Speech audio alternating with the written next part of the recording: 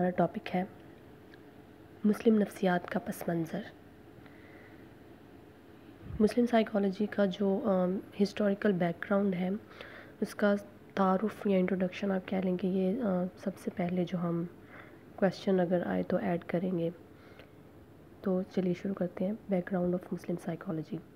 Introduction میں انسان اور زندگی کی حقیقت کیا ہے؟ تاریخ کے انسان سے دور حاضر کے جدید انسان تک کے لیے یہ ایک بنیادی سوال رہا ہے۔ انسان اپنے شعوری ارتقاء میں مختلف مراحل میں اپنی علمی استعداد کے مطابق اس سوال کے جواب کے لیے کوشاں رہا ہے۔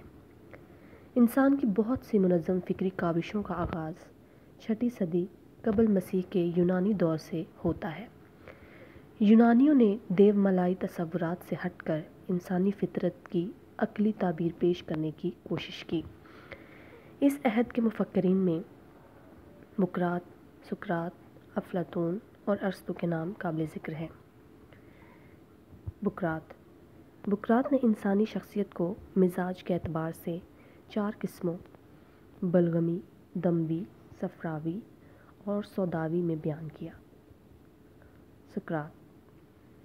سقراط نے کہا کہ روح غیر فانی ہے اور علم روح کو پاکیزہ کرتا ہے۔ افلاطون نے روح اور جسم کی تنویت یعنی ڈیولزم کا نظریہ پیش کیا۔ اس نے اپنی شہر آفاق کتاب دی اینیما میں نفسیات کو روح کے علم کے طور پر علیحدہ حیثیت دی۔ 7ویں صدی عیسوی میں ظہور اسلام کے ساتھ ایک ایسی تہذیب وجود میں آئی جس نے انسان کو وہم و گمان کے اندھیروں سے نکال کر حریت فکر کی روشنی سے سرشار کیا۔ اسلام کی آمد نے پوری دنیا میں ایک انقلاب پیدا کیا۔ اسلام نے تاریکی اور جہالت کے تمام بت پاش کر دیے۔ اس نے غلط اور فضول اعتقادات اور روایات کو رد کر دیا۔ لہٰذا اسلام ایک دین فطرت اور دین کامل ہے۔ اللہ تعالیٰ نے اپنی کتاب قرآن پاک کے ذریعے تمام انسانیت کو رہنمائی دکھائی، لہٰذا اس کتاب میں ہر مسئلے کا حل موجود ہے۔ اسلام نے نفسی طب کی ترقی میں اہم کردار ادا کیا۔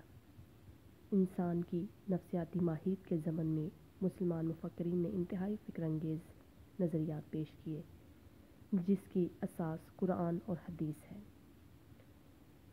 قرآن پاک کا ارشاد ہے، اے نبی کہہ دو ایمان والوں کو کہ اس کتاب میں ہدایت اور شفا ہے۔